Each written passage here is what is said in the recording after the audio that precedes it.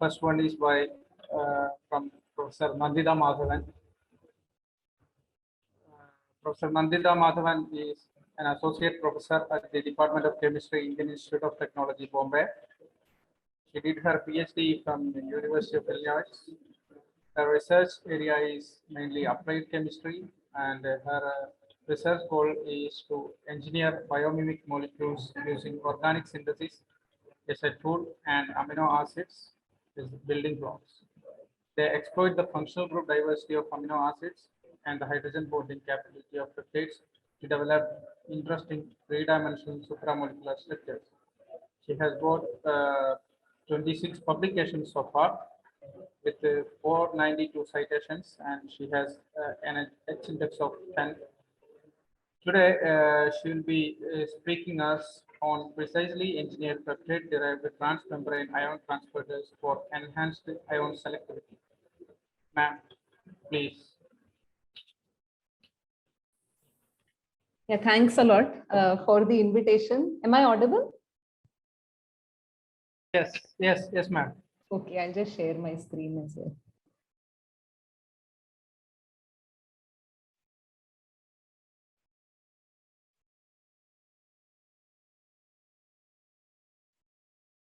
Yeah, I hope my screen is visible.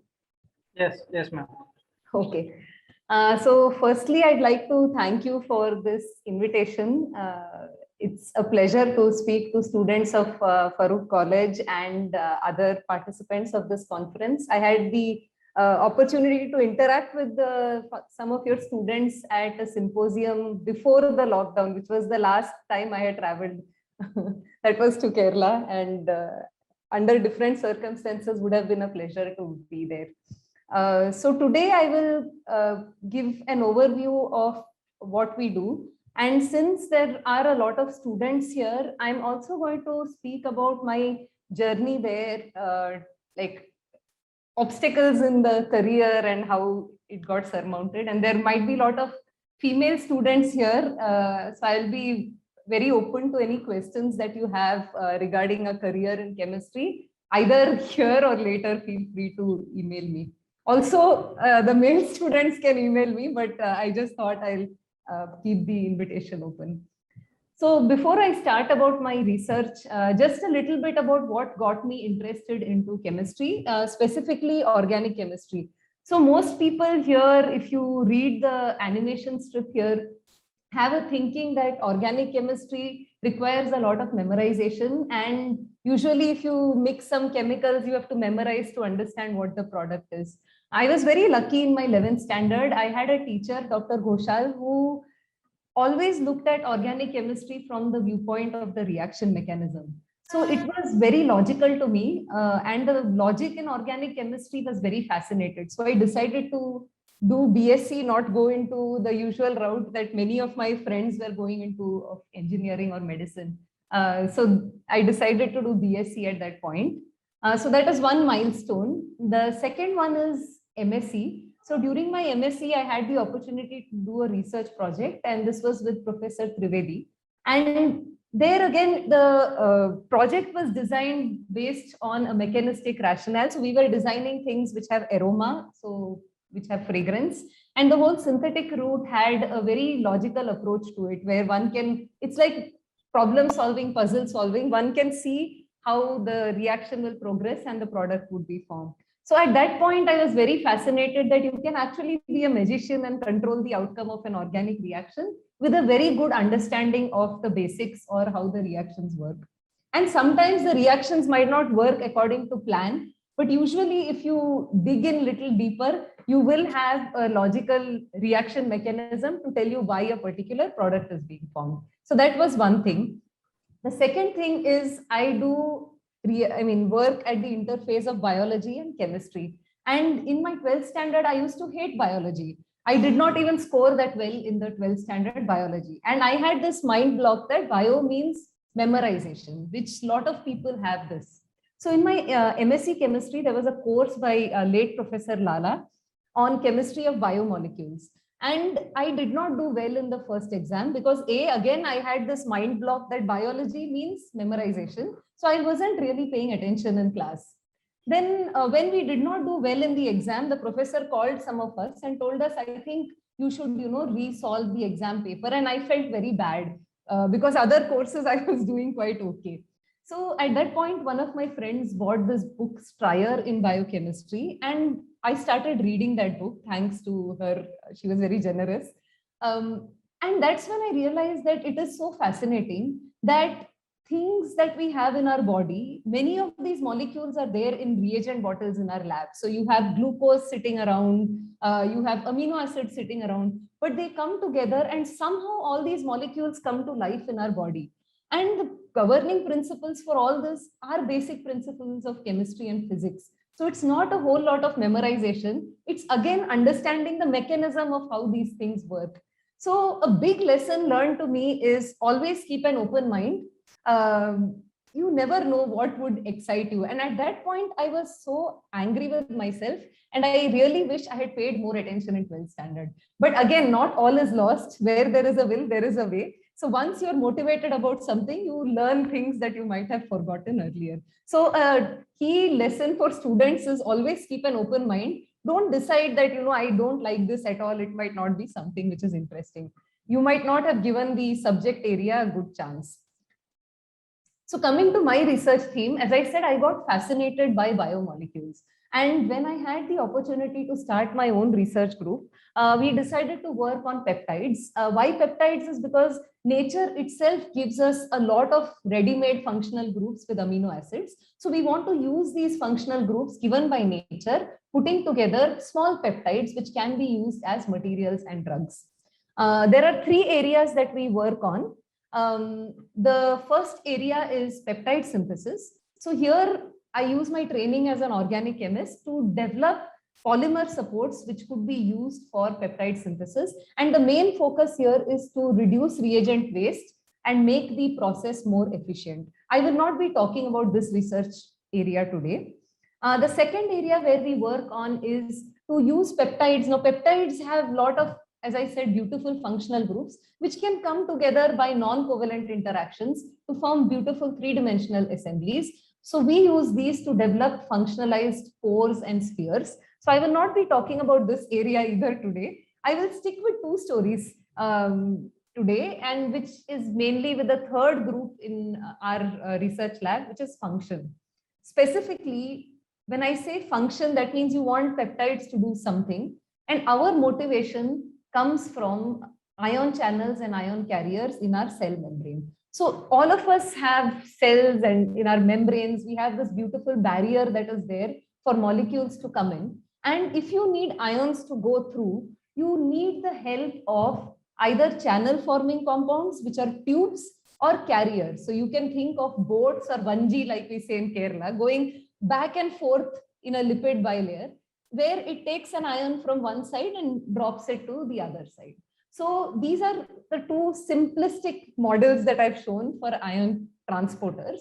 And specifically 2 properties of this we are very fascinated in mimicking. One is that these channels are very selective. So in our body, we have channels which are very, very selective for potassium, for sodium. The Nobel Prize was given to scientists who figured out the structure of potassium channels and water channels in the body.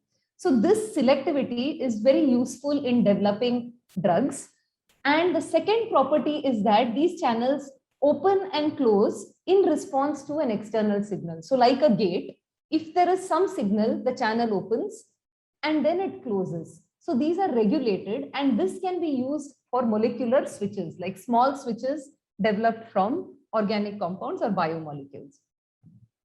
So just to show you examples, now let's look at structure. So this is the potassium channel crystal structure. So crystal structures are like people taking pictures of proteins. And I'm just showing you a small part of the crystal structure, which is known to induce potassium selectivity. So if you see here, at this junction here, it's like a funnel. It's called a selectivity filter. There are carbonyl groups. So these oxygen atoms, which are electron rich, select for cations. And between potassium and other ions like sodium, there is a mix of the charge, the size of the pore, as well as the energy required to remove water molecules from these ions that account for selectivity. Another example again of a carrier is valinomycin, which is a potassium carrier. Here again, you can see carbonyl groups forming a cavity in a like a macrocyclic system. So if I put all this biology in a very simple perspective as a chemist, I can think of channels as tubes or macrocycles which stack together with functional groups which select for one particular ion. So that's how I can get ion selectivity. Another very important feature of these molecules is that they have to sit in a cell membrane, not destroy it like a detergent, not like it has to have some affinity for the membrane. So we need hydrophobic groups to help in membrane insertion. Now one can use natural proteins to do this, but it's very difficult to get these proteins in their active form because their shape depends a lot on the environment. So if they're not in the membrane, they can have a different shape. So it's very difficult to get them in their active form. They're also unstable and not that cheap as well. So we want to use synthetic transporters, which are very small molecules, easy to make. These can either be used as model systems where I want to say study a particular membrane. I want to develop a method to study ion transport. I can use these small molecules as model systems. I can use them as molecular switches for materials application. I can use them for therapeutics. So there are diseases where say chloride channel shuts down in cystic fibrosis. I can now add a small molecule which will allow chloride transport to go through. So for all these, my model when I think of these is to think of a tube or a cycle which has some functional group inside. So I would say internal functionalization is desirable. So these are some design principles for synthetic peptides. Again, for the benefit of students, you can think of various designs. So as I said, one is hydrophobicity. The other is an ion recognition unit, something to recognize the ion. So one model is where peptides are used as pillars. So you can think of this as a pillar. And on the pillar, I have cyclic units like crown ethers, which are known to have affinity for potassium or sodium. So this ladder or the pillar puts these macrocycles in a line to form a pore. So this is one model.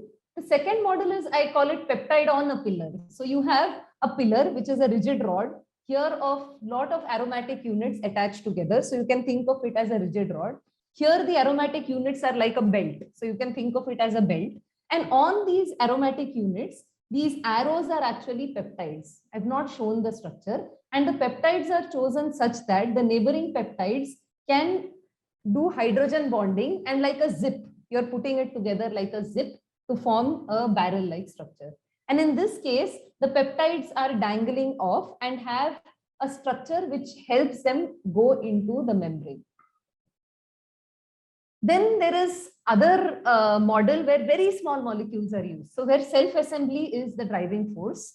So simplest one is with a single amino acid. So here there is only one amino acid, which is aromatic. So when you have aromatic units, you would have heard in the earlier talks as well about stacking of aromatic units. There were very beautiful talks yesterday as well as today in different contexts, either polymer or self-assembled material. So these aromatic units of the protecting group as well as phenyl group from phenylalanine and then long alkyl chain, you can think of these as three dangling things from the central amino acids.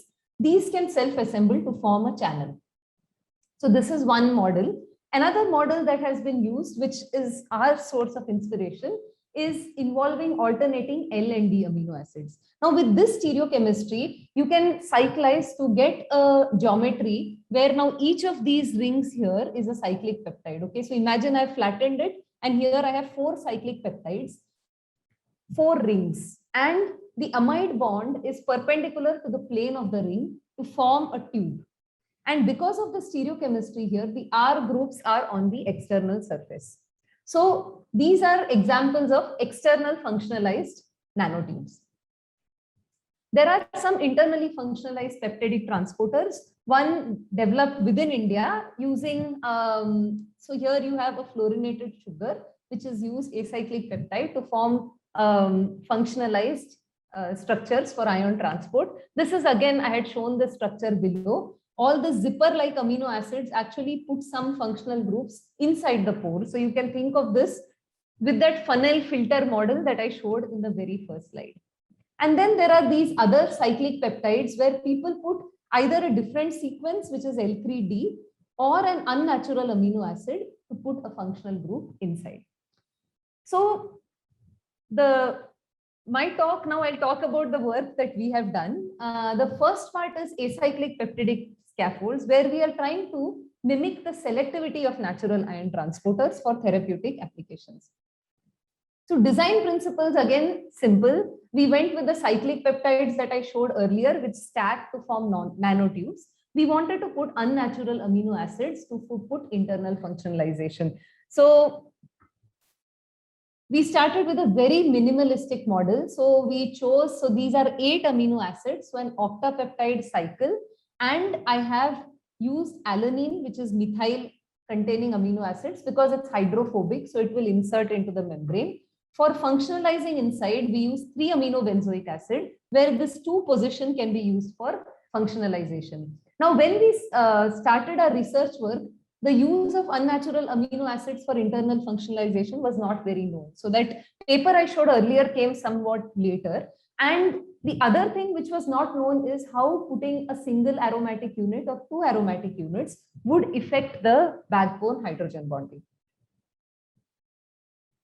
So again, now this is for students. When my first student started on this project, it took us 3 years to get any result per se. The synthesis of cyclic peptide itself took 2 years. So it's not that easy to cyclize. So when you do synthesis, you want now 2 ends to come together to form a cycle. You don't want it to interact with another molecule to form chains. So you want to, it takes a while to optimize these reaction conditions. So synthesis itself took 2 years. Then my student started developing these ion transport studies, and he saw that the cyclic peptide did not show super duper activity. It was only very moderate activity. So after all this effort, it almost felt like we had hit some wall, and which is very common in research. And the idea is not to get very frustrated, because research is all about exploring and finding things. And this reminds me of my PhD work. And my advisor used to tell these things, keep banging your head against the wall until the wall breaks. And she also used to tell me, just be a rock. You might feel bad when things don't work in the lab, but then you just continue working like a robot. And then if you're very passionate about what you do, you'll eventually discover something interesting in the area. Some other lessons that I had learned is self-reliance. So in our group, there was no gender differentiation at all. So all of us used to move our nitrogen cylinders. I remember that each of us used to be in charge of filling a 250-liter nitrogen cylinder, I mean, a liquid nitrogen cylinder on wheels. And we used to do this alone. It had wheels, so you would push. And for many of you have not seen me, I'm not very tall. So a lot of times people would not even see me behind this huge 250-liter liquid nitrogen cylinder. So what this made me realize is there is no gender differentiator in research. One can do anything one wants. One needs persistence. And the other thing which I learned from my advisor is she had a lot of personal hardships, but always carried herself with grace. So what it taught me is that these things are very important in your life, be it PhD or whatever you choose to do. So now coming back to our wall, so this was the minimalistic model system that we are working on. I was very lucky to have a very observant first research student, Bairu. And what he noticed is that the acyclic precursor was also self-assembling. So these are microscopy images. And of course, I told him, okay, great, it's self-assembling, but we need to study its ion transport properties. How do we know that it's transporting ions? I will talk about the assay later, but what he discovered was that this transported ions 3 times better than the cyclic precursor. So now what was a roadblock is now a new field which was opened in our lab. And of course, it becomes very difficult now. Initially, we had this beautiful model of a cycle, a disc stacking one upon each other to form a tube. Now, all that is very difficult because at this point with the acyclic peptide, we had no idea how it's self-assembling. So we had a crystal structure, again, taking like a picture of the tetrapeptide. We had some CD of the octapeptide. These showed us the bond angles of the amino acids there. And we use these to do very bare minimum computational studies. And this is some of the models that we have proposed. So it can be a tetramer 4. So you have 4 of these coming together. And 4, this is based on the fact that the peptide covers half the span of the lipid bilayer. And we have some experimental studies to back up this model as well.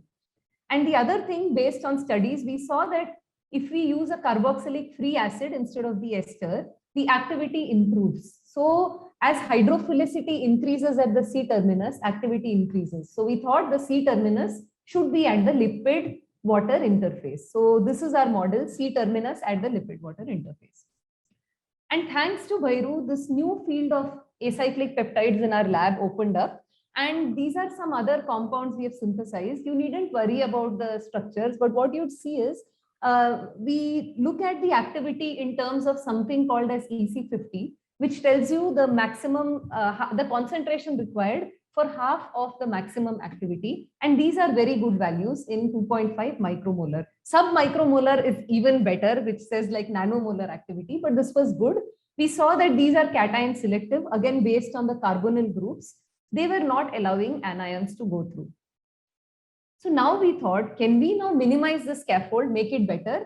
And can we select for cations? So as I told you, logic in chemistry, can the mechanism be like, how can we predict that we want this particular cation? Because these, based on the carbonyl group, were allowing all alkali metal ions to go through without selectivity. So what another student of mine did is, he found that just by putting oligoether groups, so oligoether means if you have 3 oxygens versus 4 oxygens, like crown ethers have a cyclic structure. These are straight chain compounds like shown here. We found that even these show crown ether like behavior. Depending on the number of oxygens, they either like sodium or potassium. So this is also a very beautiful thing which shows that under confinement, the molecule might be actually curving or to give some sort of a pseudo cyclic structure, which accounts for the selectivity. So then this told us, and all the structure activity studies we did, we varied a lot of things, but I don't have time. All I can tell you is we found that it is C terminus which is impacting selectivity. So our original model might not be that way off. So can we now take this one step further? And remember now these are only tetrapeptides, not even octapeptides. So we are able to get activity even from tetrapeptides. Just give me a second.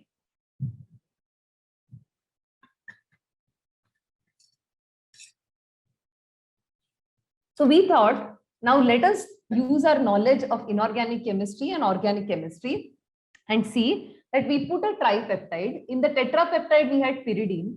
Instead of pyridine, let us add something called as a selectivity inducer. So now if the selectivity inducer has say 2 nitrogens like this, would it like a bivalent ion?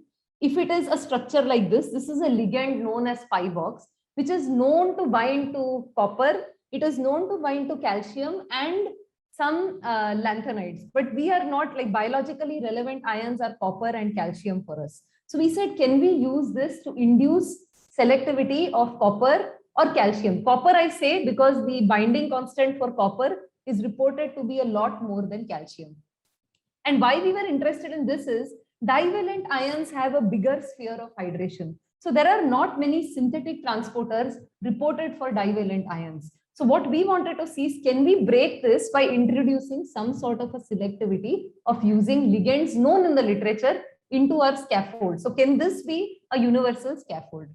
So this was work done by my students Devjyoti and Parichita and Shayantan during his MSc, where what we saw is we synthesized this peptide. I will not go into the synthesis. So we have a selectivity inducer. It is placed close to the C terminus, our tripeptide alanine, and a long alkyl chain, which is known to span half of the lipid bilayer. So length is chosen like this. And how we assay ion transport is we make vesicles and inside we have a dye molecule.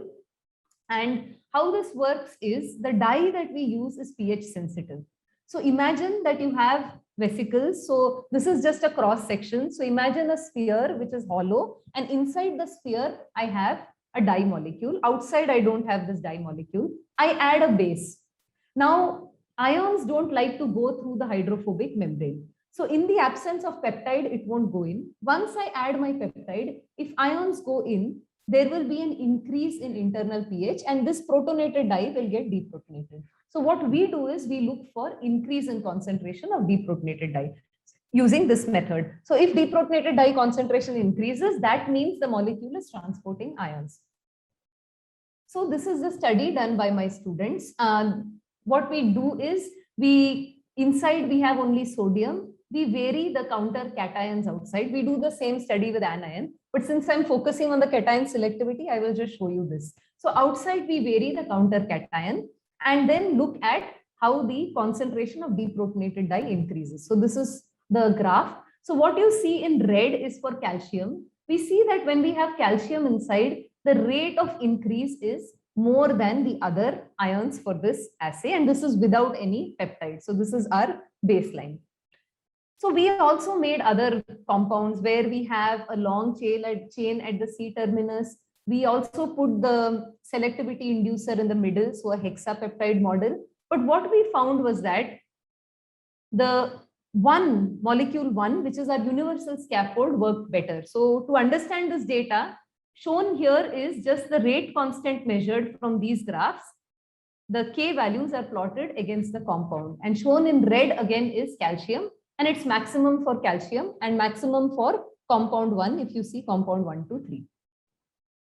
And the EC50 value, as I said earlier, amount of compound required to give max, like half of the max value. And how we get the max value, by the way, is we just lyse this whole thing with a detergent. So we add a detergent that breaks everything to get what would be the final value for fluorescence of the deprotonated dye. So what we found is with compound 1, we have sub-micromolar EC50 values, which are fantastic. So now to understand what exactly is going on, there are multiple ways. So I'm adding base. So either both my cation and anion can come in together. It's called symport. My cation can come in and another cation can come out. See, membrane would not want to be polarized. So it would maintain charge balance, which is why these mechanisms. Or it actually likes anions. So OH minus comes in and for charge balance, X minus goes out. And there are other pathways where I have Na plus X minus come in, but that will not lead to increase in internal pH. So we did this study by eliminating OH minus, so no base added. And what we found is that activity is gone. So we don't see any activity. So this told us that OH minus is important. The other thing that we saw is that when we add valinomycin, the very first structure I showed of a potassium transporter, the activity does not change. So valinomycin would lead to a mechanism like this where K plus would go out to maintain charge balance. So what this told us is that this mechanism is not taking place and hydroxide is important. Then what we did is we changed the probe inside. We used a dye which is selective for chloride. And what we found is that again with this dye, there is no transport occurring. So we knew that X minus is also not participating. So what we think is happening is we have a cation and a counter cation hydroxide, counter anion hydroxide, which goes with it. And then we do a bunch of different assays to say that zinc is not being transported, copper is not being transported, using different dyes as probes inside, which are selective for these molecules, for these ions. We also figure out whether it's our 1G or carrier model or channel model by doing a simple experiment. This is your separatory funnel. It's called a U-tube experiment. Middle you have organic layer. These two sides you have aqueous layer. And in the source you have your ion of interest, calcium. In the receiver you do not have the ion of interest. So if it acts as a carrier, it will ferry ions from one layer to another, which is what we see is happening in this case. So our compound behaves as a carrier. So now what we have done is we have now, instead of having the pyridyl triazole unit, we actually put a ligand, which is Pybox, known for copper, same model. And in this case, what we see is the same assay, but copper selectivity is a lot more than calcium selectivity because we are using a ligand which is specific for copper. And other ions are not being transported like I showed before. So again, like before, we do mechanistic studies, but interestingly, in this case, this works even without hydroxide. So we knew that the mechanism is probably M2 plus H plus antiport, or so we also see an increase in the presence of valinomycin. So the model that we propose is an antiport where you have M2 plus 2H plus transporting. So the summary for these acyclic transporters is we have developed a plug and select scaffold where you can induce selectivity now very rationally by introducing a ligand as a selectivity filter. Now very quickly, because I think I have only 5 minutes remaining, I will talk about the second part, which is macrocyclic scaffolds. And these are very good for stimuli responsive pores because you have a cycle, and if there is some way you can open and close the hole created by this cycle, you can generate switches. Now here, why I like to share the story is that here again, it's a serendipitous discovery. For students in chemistry, acid plus amide, you would tell me what a silly question, amide. So when you have acid plus amine, you know you would get an amide. But what my student found was that no amide is formed. And he was able to isolate 5% of this cyclic structure, which has a very beautiful core structure inside, which has NH bonds for hydrogen bonding. And we saw that this actually binds chloride ions. And it is Hare Krishna's very good observation that we could isolate this. Then what we did is we decorated the cycle with things which will span the lipid bilayer. So cholesterol, folic acid, so this is cholesterol, folic acid, and alkyl chain and oligoether chain, and to study whether this would work as a channel forming compound. And again, the same assay. So I will not talk in detail about the assay, but here again, what we found is the trace shown in blue is the one where we had cholesterol units attached. So attaching cholesterol units made the activity really nice. It's again sub-micromolar, and this is not surprising because our natural membranes are also known to have cholesterol to improve the membrane structure. So probably its affinity is high for the membrane. And then we did some studies to understand its selectivity, and we found that this is anion selective. This is published, so I will not talk much about this work. Another very interesting observation by my student Parichita is when she was doing this reaction, again, a simple reaction where you have two groups here, which are nucleophilic. So you have an amine and you have a hydroxy group. And she was doing this reaction with a dicarboxylic acid derivative. And what she found is that first the amines interact, they're more nucleophilic. So you form the diamide. And then since you have the OH group in the proximity, in one pot, she can get another very nice macrocycle. And this has C2 symmetric, it is chiral. And using the groups here, we can put anything we want. So we can put cholesterol units, we can put long alkyl chain. And she did a study first on how hydrophobicity helps the ion transport activity. And what we saw is that, like Goldilocks, there was an optimum hydrophobicity required for ion transport to take place. So what she found was that having just two dangling groups was found to be the most optimal for ion channel activity. Having no groups did not show any ion transport activity. And I will skip the mechanistic part and just go to the final models that we proposed. So based on the studies, the models that we have is it could be a single molecule which has these two dangling chains attached, or it can be a self-assembled molecules where multiple of these come together to form a structure.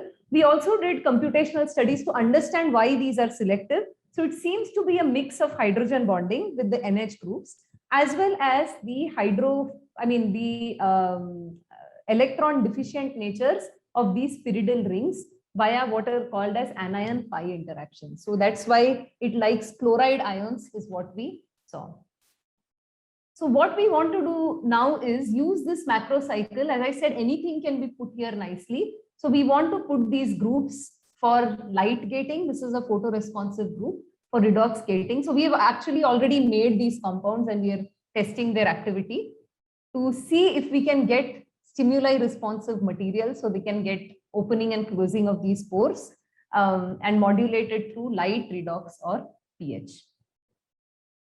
So this is a summary of what we have done. We are able to mimic transmembrane proteins using very small molecules. Actually, latest results in our group, I couldn't show it, is even small dipeptides, we are able to show very good activity. And we are putting our selectivity inducers onto it to see if we can use the same concept of ligand-induced selectivity. So these we want to use for the two applications shown here. And of course, nothing is possible without a group of very dedicated students. I was very lucky. Like many of these results I showed you specifically were those where there was some chance observation by a student which led to the research project going ahead. And I would like to thank IIT Bombay, IIT Madras, where I started my career, for funding, the funding agency shown here, and my collaborators. We have done some compounds in cells with my collaborator Shobna Kapoor, who looks at how these compounds behave in cellulo. So these thanks to my collaborators, and I'd be happy to answer any questions. Thank you. Thank you. Thank you, Professor Nandita Madhavan, for a excellent talk on ion transporters, and also for sharing your experience at the initial stage of your research career. So now the topic is open for discussion. Nandita, very nice to see this progress, and over the years, it is resulting in fruits, and I'm so glad to see how things have progressed. Thanks. Thanks. Good to see you as well online. Yeah. So question is, are you now in a position to, you remember we started about ion channels and all that. You remember, is it possible to put it in membranes now and look at clean water or related applications? This is one kind of direction. The other point is that, of course, anything of that kind should require stability. Right. So the cyclability and things of that kind. Leading to today's, looking at today's sustainability and such other aspects, transporting lithium, for example, would be very interesting, or transporting, let us say, rare earth ions will be very exciting. So what are those possibilities? So that those are the three different kinds of questions I have, depending on the time available. So the first question with regard to whether these can be put in synthetic membranes. So this is something which we are open to. I mean, if people want to incorporate them or try putting these in membranes, because these are hydrophobic. So some of the polymeric membranes which have, I mean, these might integrate quite well into them. Ourselves, I'll tell you our efforts towards that. So we are developing peptides as templates to develop peptide polymer conjugates. And in the long term, what we want to do is we want to actually use these conjugates for ion transporting. So do away with the lipid bilayer and use our peptide polymer conjugates to mimic the sort of cell membrane. So that is one direction that our group is heading towards. Regarding the second one with respect to lithium and the rare earth, we were in discussion with another faculties looking at rare earth binding. So the PIBOX ligand that we speak about, like that Parichita has developed, it's actually known to bind rare earths quite well. So some of these, if we just incorporate these into our scaffolds, the ligand induced selectivity can be leveraged very well for putting ligands which are known to bind rare earths and then incorporating them into a membrane or a polymer for separation, for that matter.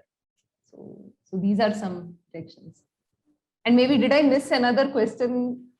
Well, it's the stability, cyclability, and things like that. Yes, so these are quite stable because these are very small peptides. So many of our peptides, these are like tetrapeptides, etc. Recyclability with these we have not yet looked at. So with our peptide polymer conjugates, we are looking at recyclable templates to get functionalized porous membranes. With this, we have not looked into recyclability or anything yet. So having said this, ion channels and all that, is it possible for you to make some sensors now? I mean, arsenic sensor, for example, an anion sensor, this is selective to fluoride, for example. Possible. I don't have the expertise, but we would be happy to lend compounds which show promise, so for at least device fabrication, etc. Yeah, those are indeed possibilities, because you said anion as well as cation. So yes, both of them are interesting. Yes.